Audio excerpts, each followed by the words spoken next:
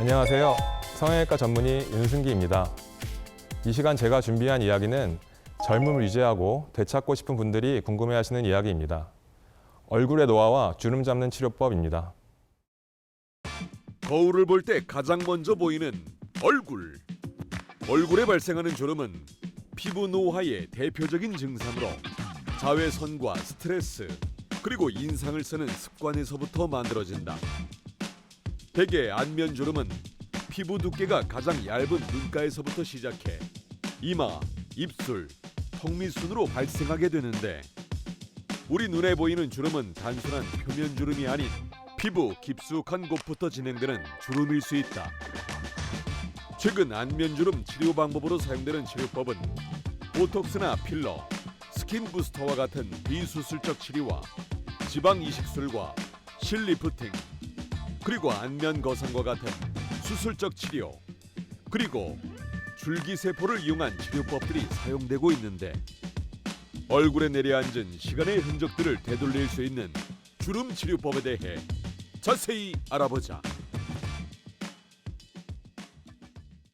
인간의 노화, 언제부터 시작된다고 생각하시나요? 이 인간의 노화에 대해서는 여러 연구가 한 상반된 결과를 보이고 있습니다. 예전에는 20대부터 대사 능력이 조금씩 감소한다고 생각하였는데 최근에는 20세부터 60세까지 대사 능력이 크게 변하지 않는다고 보고 있습니다. 최신 분자생물학적 연구에서는 노화는 점진적으로 조금씩 일어난다기보다는 급격하게 노화가 일어나는 피크를 보인다고 보고 있고요. 이 피크는 논문에 따라서 조금씩 다른데 44세, 60세에 있다는 논문도 있고 34세, 60세, 78세에 이런 피크가 있다는 논문도 있습니다. 그러나 이제 그에 반해 얼굴의 노화는 경험적으로 20대 중반부터 시작되는 것으로 보고 있고 30대 중반부터 눈가주름이나 팔자주름 등이 눈에 띄기 시작합니다. 미국 피부과학회에서는 30세 이상 성인의 80%가 피부 노화의 초기 증세를 경험하였다고 보고하고 있고요. 40대, 50대에 들어서면 노화의 양상이 단순히 피부뿐만 아니라 근육, 골격에서까지 복합적으로 나타나기 시작합니다. 그래서 노화라는 거는 이제 30대 중반부터 고민이 되기 시작하지만 나이에 따라서 조금씩 고민되는 부위가 바뀌게 되는 것입니다. 그래서 이런 노화에 대해서 살펴보기 위해서 먼저 얼굴의 구조를 알 필요가 있는데 얼굴의 조직은 크게 5개의 층으로 나눠져 있고 노화에 따라서 모든 층에서 변화가 일어나게 됩니다. 그래서 얼굴의 구조를 보시면 맨 위에는 제일 표층에 피부가 있고 그 밑에 피하층, 그 밑에는 스마스층이라고 불리는 층이 있고 그 밑에 유지인대, 그리고 제일 깊이 이제 뼈를 감싸고 있는 골막과 깊은 근막이 있습니다. 이제 피부는 표피와 진피로 이루어져 있고 이러한 표피층은 두께에 따라 조직학적으로 4개 또는 5개의 층으로 이루어져 있고 진피도 부위에 따라 두께가 다르고 조직학적으로 크게 2개 층으로 나뉩니다. 그런데 이러한 층은 이제 현미경으로 보았을 때 보이는 층이고 결국에 피부 자체는 굉장히 얇은 층이고요. 보통 1mm에서 5mm 정도의 두께를 가지고 있고 또 표피 밑에 진피층이 얇을수록 노화에 더 취약한 것으로 되어 있습니다. 피하층은 거의 대부분이 볼륨을 제공하는 지방으로 이루어져 있고 이제 사이사이에 바닥에서 올라와서 위에 진피층을 아래의 스마스층과 연결해주는 섬유 피부 지지띠층이 있습니다. 피하 조직이 두꺼운 부위에서 섬유 피부 지지띠가 늘어나서 노화에 따른 약화와 길이의 변화가 많이 나타나게 되겠습니다. 그 밑에 층을 보시면 이제 스마스층이라고 하는, 한국말로는 표층 근막계라고 하는데, 이 스마스층은 이제 해부학적으로 뚜렷하게 분리되는 층은 아니지만 기능적으로 분리 가능한 층이고 이제 얼굴의 표정을 짓는 대부분의 안면 표정 근육이 이 층에 분포하게 있습니다. 그리고 이 스마스층 내에서도 안면 표정 근육은 여러 층으로 분포하고 있습니다. 그리고 이제 스마스층 밑에를 보면 4번째 층이 있는데 이 4번째 층 역시 기능적으로 분류되는 층이고요. 이 스마스라는 조직을 골막이나 깊은 근막으로부터 박리할 때 이제 박리되는 층입니다. 그래서 이 층에는 연부 조직 공간이라 그래서 굉장히 성기계에 연결되어 있는 조직들이 많고 군데군데 아주 딱딱하게 붙어 있는 유지인대라는 조직이 있고요. 그리고 표정 근육이 결국 뼈에서 붙어서 피부로 가는 부위들이 있는데 그런 부위에서는 표정 근육이 지나가기도 하고 또한 안면신경이 이 층에 위치하게 됩니다. 마지막으로 5번째 층은 골막과 깊은 근막층이 되겠는데 이 층들은 가장 깊은 층으로 골막은 이제 뼈를 덮고 있고 깊은 근막은 아주 얇지만 질겨서 얼굴 위의 유지인대에 대해서 지지 기반을 마련해주고 있습니다. 그래서 안면부 노화의 원인이란 결국엔 얼굴의 모든 층에 걸쳐 나타나는 변화이고, 이제 몸이 클 때, 성장할 때 모든 게 늘어난다고 하면 노화는 이제 모든 게 줄어드는 과정이라고 생각하시면 되겠습니다. 그래서 안면부 노화의 원인을 이제 층별로 살펴보면 제일 겉에 있는 피부의 노화가 이제 제일 먼저 보이게 되는데, 피부의 노화에는 내적인 요인과 외적인 요인이 있습니다. 그래서 내적인 요인에는 유전적인 요인이라거나 뭐 시간이 경과함에 따라 자연적으로 변화하는 요인들이 속하며, 이런 요인들은 피하기가 힘듭니다. 어쩔 수 없이 생긴다고 생각하시면 되고, 외적인 요인은 자외선에 대한 노출, 뭐 흡연이나 오염물의 노출, 영양 부족 등 인간의 노력이나 의지에 따라서 피할 수 있는 것들을 이제 외적인 요인으로 보고 있습니다. 그래서 결국 피부의 노화에는 태양에 대한 노출이 가장 큰 영향을 끼친다고 보시면 되고, 그래서 항상 밖에 나가실 때에는 자외선 차단제를 사용하시는 것이 좋겠습니다. 그리고 또한 나이가 들면서 이 진피의 3대 구성 성분이 있는데, 이제 콜라겐, 엘라스틴, 히알루론산 이렇게 세 가지가 있는데, 이것이 감소하면서 육안으로 주름이 생성되는 것이 보이게 되고, 이들의 감소를 늦추거나 양을 다시 늘리는 것이 이제 피부 노화 치료의 핵심이 되겠습니다. 또한 피부의 염증 작용을 줄이고 항산화 작용을 늘리는 것도 하나의 목표가 되겠습니다. 그리고 이제 깊은 조직의 변화들은 피부 밑에 있기 때문에 육안으로는 잘 보이지 않고, 그래서 비교적 최근에 이해하기 시작했습니다. 그 중에서도 이제 뼈가 나이가 들면 조금 감소한다는 게 밝혀졌는데, 이게 직관적으로 생각하면 뼈가 줄어든다는 게 잘 이해가 되지 않지만, 이제 엑스레이가 개발된 뒤에는 여러 연구들을 통해서 나이가 먹으면 뼈가 줄어든다는 것이 밝혀졌습니다. 뼈가 줄어들게 되면 바람 빠진 풍선처럼 이제 위에 덮인 조직이 남게 되고, 이 조직들은 중력 방향으로 움직여서 처지게 됩니다. 그래서 이제 대부분 얼굴이 밑으로 처진다고 생각하시는데, 실제로는 이제 앞으로 숙이면 앞으로도 처지고, 옆으로 숙이면 옆으로도 처지고, 이제 조직이 남기 시작하면 그 조직들은 중력 방향으로 움직이게 되는 것입니다. 그리고 이제 피부와 뼈 사이에 지방과 근육에서도 변화가 일어나는데, 예전에는 얕은 층의 지방은 늘어나고 깊은 층의 지방이 감소한다는 논문들이 있었는데, 최근에는 얕은 층의 지방도 감소한다고 보고 있습니다. 그러니까 보통 살이 찌면은 얕은 층의 지방이 증가하는데, 이제 나이가 들면 사실 얼굴에서는 살이 빠지는 경우가 더 많거든요. 그리고 또한 근육도 약해지고 줄어들지만, 이제 근육이 붙어 있는 피부가 더 약해지기 때문에 결국은 상대적으로 근육은 피부에 비해서 더 강해지는 현상을 보이고, 그래서 주름이 더 잘 보이게 됩니다. 그래서 이제 주름의 종류에 대해서 한번 살펴볼 건데, 주름이란 얼굴 표정 근육의 움직임에 따라서 근육이 붙은 자리에 수직으로 생기는 줄입니다.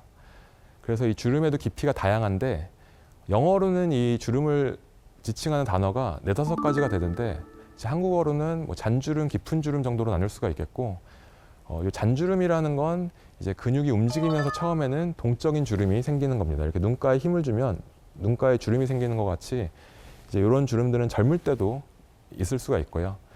근데 이게 자꾸 접히다 보면 이제 자꾸 접히는 부위에 진피가 파이면서 가만히 있어도 이런 주름이 남는 경우가 있는데, 흉터처럼 이런 주름은 정적인 주름이라고 하고, 결국 이런 주름들은 진피 표면에만 약하게 파인 경우도 있고, 진피의 절반 또는 전부를 아우르는 깊이의 주름도 있습니다. 하지만 이런 주름들은 대부분 다 잔주름이라고 생각하시면 되고, 이제 깊은 주름은 우리가 보통 얘기하는 팔자주름이나 마리오넷 주름처럼 피부가 겹치면서 생기는 아주 깊은 주름이라고 보시면 되고, 이게 이제 뼈가 작아지고 지지력이 약해지면 조직이 남아서 중력 방향으로 움직이면서 피부 탄력도 떨어지고, 그 주름들 위쪽에 볼륨이 늘어나기 때문에 이제 점점 더 주름이 깊어지게 됩니다. 그래서 잔주름과는 생성 원리가 다르고, 또한 이것은 결국 볼륨의 문제와도 연결된 것이라고 볼 수 있습니다.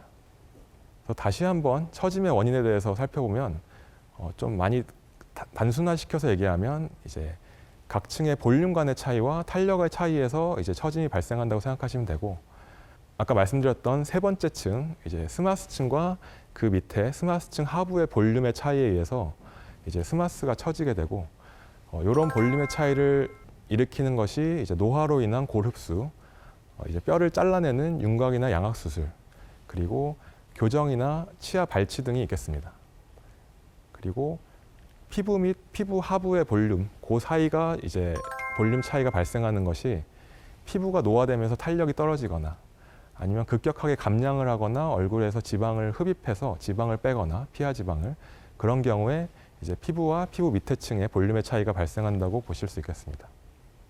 그래서 이러한 처짐을 개선하기 위해서는 결국 볼륨이 부족한 부분에 볼륨을 늘리거나 이제 볼륨이 남는 부분에 볼륨을 줄여야 되는데, 볼륨을 늘리는 뭐 수술이나 시술로는 이제 뭐 보형물을 집어넣는다든지 지방을 이식한다거나, 아니면 최근에는 이제 필러 같은 제품을 주사하거나 이런 방법이 있겠고, 볼륨이 남는 부분에 볼륨을 줄이는 방법 또는 피부의 탄력을 늘리는 방법으로는 이제 피부 관리, 이제 자가 관리는 뭐 사실 이건 평생 하셔야 된다고 생각하고요. 그 다음에 피부 탄력을 늘려주는 주사, 뭐 스킨 부스터 주사나 보톡스 주사, 그리고 또한 뭐 보통 일반적으로 레이저라고 부르지만 이제 그 안에 속하는 뭐 여러 가지 기계를 이용한 이제 탄력 관리나 볼륨 관리, 뭐 요즘 하이프 장비나 고주파 장비도 보통 넓은 의미에서 레이저라는 범위에 속하게 되겠죠. 이런 것들을 할 수가 있고, 아니면 이제 수술적인 방법으로는 뭐 실리프팅으로 볼륨을 이동시키거나 안면 거상 같은 수술로 볼륨을 줄이고 이동시키는 방법이 있겠습니다.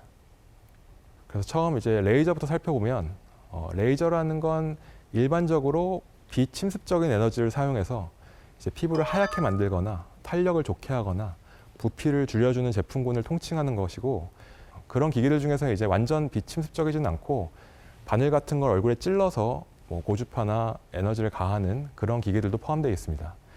그래서 이제 빛 에너지를 사용하는 아주 철저한 의미에서의 레이저는 뭐 매질에 따라서 CO2 레이저, ND 야그 레이저, 뭐 IPL, 그것도 종류가 굉장히 많고, 또한 사용하는 파장이나 에너지 조사 방식에 따라서 피부가 하얗게 되기도 하고 점을 뺄 수도 있고 뭐 제모를 하고, 최근에는 피부 탄력을 좋게 하거나 뭐 피부 밑에 있는 피하 지방의 부피를 좀 줄이는 그런 레이저도 존재하고요. 그리고 또한 빛 에너지를 사용하지 않는 초음파나 고주파 장비 역시 에너지의 정도나 침투 깊이에 따라 뭐 피부 탄력이나 피하 지방의 볼륨 등을 줄이거나 하는데 다양하게 이용될 수 있습니다. 그리고 두 번째로 이제 주사 치료는 주사를 이용해서 시술하는 방식을 이제 통칭해서 지칭하는 말인데, 크게 봤을 때 이제 보톡스, 필러, 그리고 스킨 부스터 정도로 나눠볼 수 있겠습니다. 이제 보톡스는 클로스트리디움 보툴리늄이라는 박테리아의 외독소를 정제한 것이고요. 이제 그 박테리아가 분비하는 독이 있는데, 그 독이 이제 근육을 마비시키는 독입니다. 그래서 이 근육이랑 신경이 붙어 있는 신경에서 근육으로 신호를 보내는 신경근 접합부라는 곳에 작용해서 이 신경에서 아세틸콜린이라는 물질의 분비를 막아서 이 근육이 안 움직이게 근육을 마비시키는 약이고요. 얼굴 표정근에 소량 주사하면 이제 그 근육들이 마비되면서 이제 뭐 눈가 주름이라든지 이마 주름, 미간 주름, 뭐 이런 주름들을 안 생기게 만들어주는 이제 약이 되겠습니다. 그래서 주름은 아까 이야기한 원인이 두 가지가 있었죠. 그래서 자꾸 접히다 보면 파이는 동적인 주름에서 정적인 주름으로 가는 그런 주름이 있고, 그 다음에 위에서 볼륨이 내려와서 처짐으로 인해서 위에 볼륨이 늘어나기 때문에 자꾸 깊어지는 깊은 주름이 있고, 근데 이제 이 보톡스는 동적인 주름을 막아주는 주사입니다. 그래서 근육이 움직이는 걸 막기 때문에 동적인 주름이 안 생기게 해주고, 동적인 주름이 좀 덜 생기면 이제 그 주름이 정적인 주름으로 진화하는 것도 예방할 수가 있겠습니다. 그리고 이제 필러라는 이제 보톡스에 의해서 두 번째로 필러라는 주사 치료가 있는데, 필러는 이제 결국에는 주사를 해서 볼륨을 채워주는 물질들을 모두 통칭하는 말이고요. 이제 1899년에 개순이라는 의사가 이제 고환 적출을 한 남자에게 이제 고환 위치에다가 파라핀을 주사해서 이제 고환을 만들어 준 거죠. 이제 그게 처음 필러를 사용한 케이스로 이제 등록이 돼 있고, 그 이후에는 이제 잘 사용되지는 않고, 한국에서도 이제 불법 이물질 주사제로 예전에 뭐 선풍기 아줌마 이런 분들이 이제 예전에 그 이물질 주사로 사용해가지고 그 화제가 된 적도 있었고요. 근데 이제 최근에 사용되는 필러는 대부분 미용적 목적의 사용으로 FDA의 승인을 받은 제품들이고요. 최초로 승인받은 게 81년도 소 콜라겐으로 만든 필러가 승인되었고, 이제 최근에 제일 많이 사용되는 필러인 히알루론산 필러는 2003년도에 이제 승인이 되었습니다. 그래서 이러한 제품들은 대부분 팔자주름에서 주사를 해서 이제 팔자주름을 개선하는 그런 약제로 승인되었는데 이제 97년도에 FDA 현대화 법안에 따라서 이제 팔자 부위가 아닌 얼굴의 다른 부위에서의 사용도 가능해지면서 널리 퍼지게 되었습니다. 마지막으로 이제 주사 치료 중에 스킨 부스터라는 주사가 있는데 이 스킨 부스터는 피부의 얇은 층에 주사해서 섬유 아세포라는 세포가 이제 그 콜라겐이나 이런 걸 만들어내는 그런 세포들을 자극해서 피부 탄력을 좋게 하거나 얼굴의 수분감을 늘려주는 제품들을 통칭하는 말이고요. 이 스킨 부스터가 정말로 시장이 커져서 성분이 지금 굉장히 많습니다. 이 스킨 부스터랑 또 필러랑 경계도 점점 모호해져서 깊은 층에 주사해서 볼륨을 채우는 필러도 이제 피부 근처에 주사해서 스킨 부스터처럼 사용하기도 하고 스킨 부스터처럼 사용하던 제품을 깊이 주사해서 볼륨을 더 늘리는 방식으로 사용하기도 합니다. 그리고 또한 이제 최근에 좀 더 각광을 받고 있는 이제 줄기세포 주사 같은 경우도 아주 넓은 의미에서는 이제 이러한 스킨 부스터 카테고리에 속한다고 볼 수 있겠습니다. 수술로 이제 어떤 주름이나 처짐을 해결하는 방법들이 있는데 이제 대표적인 수술로는 안면 거상술이 있습니다. 그 외에도 이제 얼굴의 지방이나 볼륨을 채울 수 있는 지방 이식술, 뭐 회복 기간이 부담스러운 환자분들을 위한 실리프팅도 있고요. 그리고 이런 수술적인 방법들이 뭔가 이런 주사보다 더 최근에 생겼을 것 같은데 실제로는 이런 수술적인 방법들이 굉장히 역사가 길고요. 오히려 뭐 최근에 나온 스킨 부스터라든지 뭐 필러 이런 것들보다도 더 오래됐습니다. 이 초기의 안면 거상은 이제 지금과는 좀 많이 달랐는데 그냥 피부만 조금 잘라서 당기는 방식이 많이 사용되었고 이런 방식들은 이제 그 효과가 오래 가지가 않고 뭐 흉터가 많이 생기거나 칼기가 되는 그런 부작용들이 많아서 이제 1960년대 초반부터 아까 말씀드렸던 그 세 번째 층인 스마스 층을 당기는 방법에 대한 연구가 진행돼서 이제 이러한 방식이 현재는 널리 시행 중입니다. 그래서 결국 안면 거상이란 수술은 그 남는 조직을 당겨서 제거를 하기 때문에 각 층의 볼륨 차이를 줄여줘서 처짐을 개선할 수 있고 그 다음에 또한 얼굴 볼륨을 줄이는 수술이고요. 그리고 일부 상대적으로 밑으로 내려가 있는 조직들인 뭐 심부볼 지방이나 볼 지방 등을 재배치할 수 있는 기능이 있습니다. 이런 안면 거상술도 이제 효과가 좋지만 단점이 있는데 박리 범위가 넓기 때문에 회복 기간이 좀 길고 그다음에 박리 범위 내에 감각 신경이 끊어지기 때문에 얼굴이 먹먹한 느낌이 다 돌아올 때까지 한 8개월 이상 지속되는 단점이 있고요. 그다음에 스마스 밑을 박리할 때 이제 스마스 밑에 층에 안면 거상이 주행하게 되는데 이 안면 거상에 손상이 가능성이 있기 때문에 안면 운동에 문제가 생길 수가 있습니다.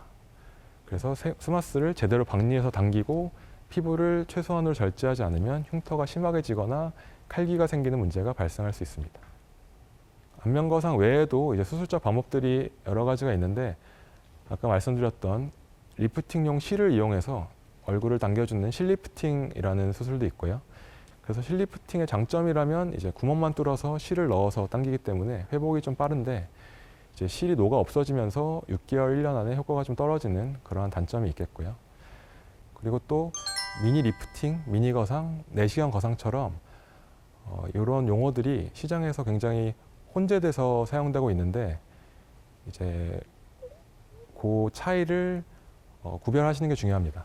그래서 이제 미니 리프팅 같은 경우에는 일반적으로는 절개가 짧게 들어가지만 대부분 실 리프팅, 이제 실을 넣어서 리프팅을 하는 그런 수술을 의미하고 있고 미니 거상이라는 건 이제 거상이긴 하나 절개가 조금 짧은 거상을 주로 지칭하는 용어로 쓰이고 있고요. 내시경 거상은 이제 미니 거상보다도 보통 절개가 짧으면서 이제 박리를 골막 하로 하는 경우도 있고 스마스 밑으로 하는 경우도 있고 그래서 절개를 짧게 하면서 내시경으로 들어가서 박리를 해서 당기는 수술을 지칭하는 단어입니다. 그래서 이게 결국에는 실리프팅인지 아니면 그냥 절개가 짧은 거상인지 요거를 구별하는 게 중요한데 결국 병원에 가셔서 이게 리프팅용 실이 들어가는지 물어보셔서 이게 실이 들어간다고 하면 이제 대부분 실리프팅의 범주에 속할 가능성이 더 크고요. 그다음에 이제 스마스 밑으로 실제로 박리를 해서 유지인대를 끊어준다고 하면 이제 좀 더 거상의 범주에 들어갈 가능성이 큽니다. 그래서 이러한 단어들이 굉장히 지금 혼재되어 있어서 병원마다 쓰는 단어가 다르기 때문에 이런 거는 직접 좀 확인해 보시는 것이 좋겠습니다. 그리고 또한 절개가 짧다고 무조건 좋은 게 아닌 것이 처짐이 많을수록 이걸 당겼을 때 이제 피부가 남는 게 좀 많이 있거든요. 그래서 그런 피부가 울지 않으려면 피부를 결국 절개해 주는 것이 훨씬 결과가 좋고, 그래서 나에게 절개가 짧은 거상이 맞는지에 대한 판단도 이제 전문의와의 상의를 통해서 결정하시는 것이 좋겠습니다. 마지막으로 이제 줄기세포에 대해서 한번 살펴볼 텐데, 줄기세포를 성형외과 영역에서 사용하는 것은 사실 역사도 오래되지 않았고 뭐 사용할 수 있는 분야가 좀 제한적이긴 하지만, 이제 사용하는 부분들을 설명을 드리면, 이제 수술할 때는 지방 이식을 할 때 지방과 함께 줄기세포를 같이 주사하면 이제 지방의 생착률이라고 하는데, 지방이 조직에 들어가서 거기에서 살아남을 가능성이 더 높아지고요. 그 다음에 또한 창상, 이제 상처가 났을 때 그 창상의 회복을 도와서 상처가 더 빠르게 낫도록 하는 효과가 있습니다. 그래서 안면 거상술 시에도 창상에다 줄기세포를 도포하면 창상의 치유가 좀 더 빠르게 되고요. 그 다음에 아까 스킨 부스터의 일종으로 줄기세포를 활용한다고 말씀드렸는데, 이제 아주 딱딱한 흉터나 뭐 비우된 바늘 이런 데 주사하게 되면 이 흉터가 좀 연해지고 좀 가라앉는 그런 효과를 볼 수가 있고, 또한 스킨 부스터처럼 피하에 주사해서 섬유 모세포의 활성화를 도모해서 피부 탄력을 좋게 하거나 수분감을 늘리는 등의 용도로도 사용할 수가 있겠습니다. 이러한 피부 주름은 이제 겉으로 보기엔 다 비슷해 보일 수 있지만 전문가 입장에서 보면 생활 환경이 다릅니다. 그리고 주름 잡는 치료법 중에서 수술적 치료는 한번 잘못하면 원상태로 되돌리기도 어렵습니다. 좀 더 젊어지고 싶은 욕심에 전문의의 이야기를 무시하고 자신이 원하는 방향으로 수술을 진행하게 되면 분명 후회할 수 있다는 점, 오늘 이 방송을 보는 분들이 꼭 기억하면 좋을 것 같습니다.